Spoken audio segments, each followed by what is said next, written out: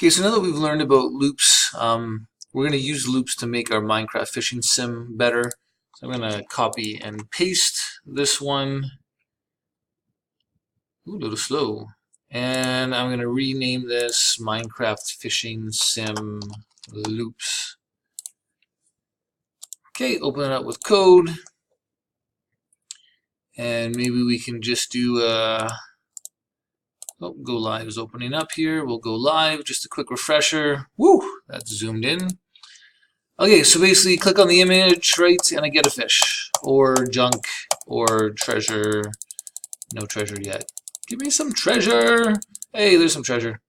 Okay, so this is great. I can click, I simulate, it keeps track of the totals. I love it. But maybe I'm curious, like, oh, I wonder what the results would be if I did this 500 times, or what would how many times would I have to loop in order to get, 10 treasure? And instead of having to click, click, click, click, click, wouldn't it be nice to simulate this, use the power of a computer, right, to do this simulation multiple times? Okay, I'm reminded of, I remember in math class having to do little simulators, right, where you roll the dice and you have your tally chart. Well, guess what? If I need to roll the dice 100 times, the computer can do that lightning fast, a lot faster than me rolling a die 100 times. Okay, so let's see how to do this. Got my code here. The key thing here is that when I click the image, I call this catch fish function. And if we think quickly about this catch fish function, I'm going to add a comment at the top here. This will be simulate the result of trying to catch one fish, right? This idea of one. This does it once. I get a one random number. I do an if statement to check the results, and I update the totals. Okay, so this happens once. So what I'd like to do maybe is, let's go to our HTML, and maybe I'd like to add some buttons down below the image here that when I click them, it'll simulate a certain number of times. Okay, so there is my main image. Let's just add another paragraph here, and we'll put a button in there with the ID. I don't know, let's just start with +10. Okay, and we'll put the +10 in there. So now, when I click +10, instead of the image will do it once, +10, I want it to do it 10 times. Okay, so we need to add an event listener. We'll do that right here. Document.getElementById +10, we called it. Add event listener, click, and I'll call a function called, why don't we be consistent, +10. Why not? Okay. Let's do that down here, right? We've got our event functions. So I'll go function +10. Open and close, open and close.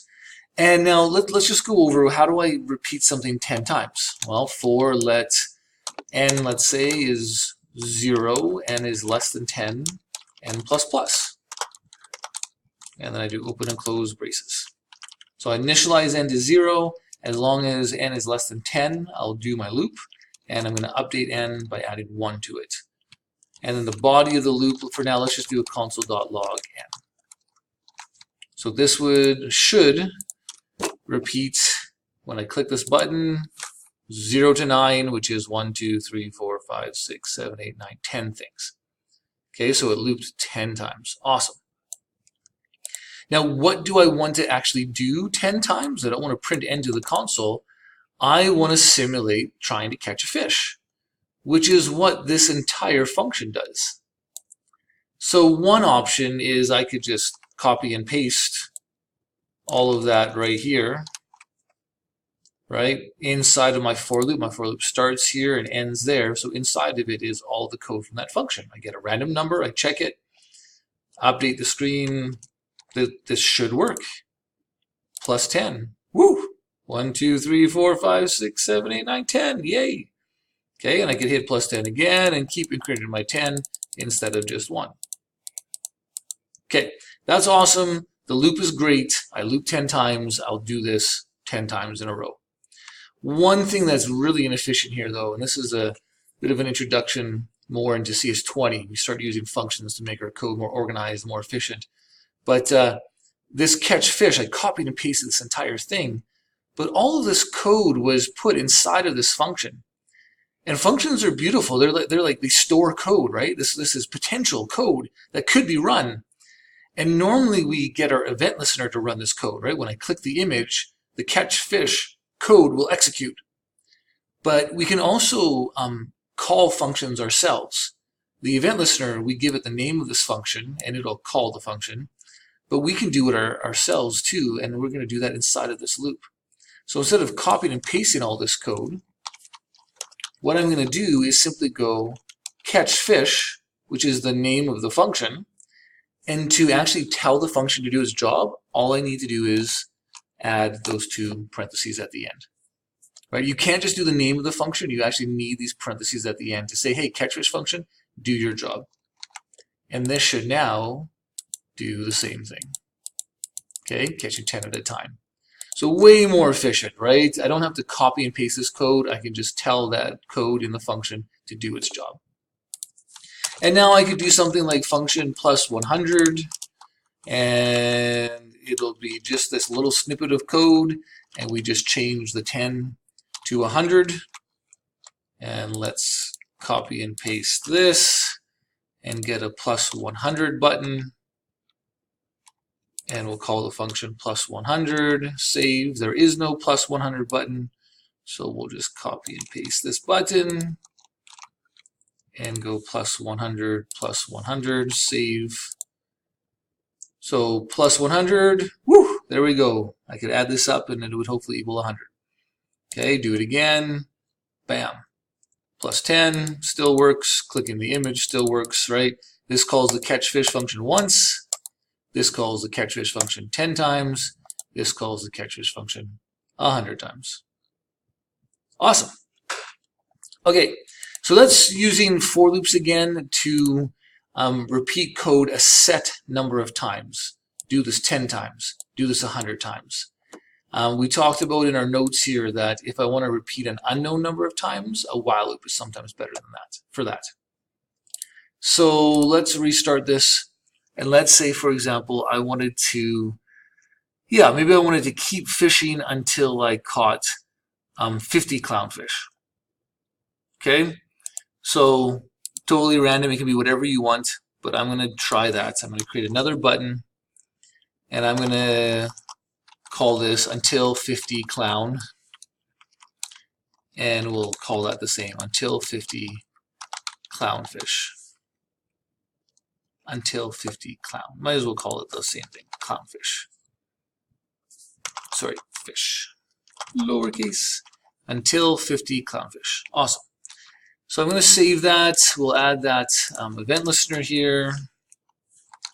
Document.get element by ID. Until 50 clownfish, like so. When I click that button, we'll go until 50 clownfish. Okay, let's make that function now.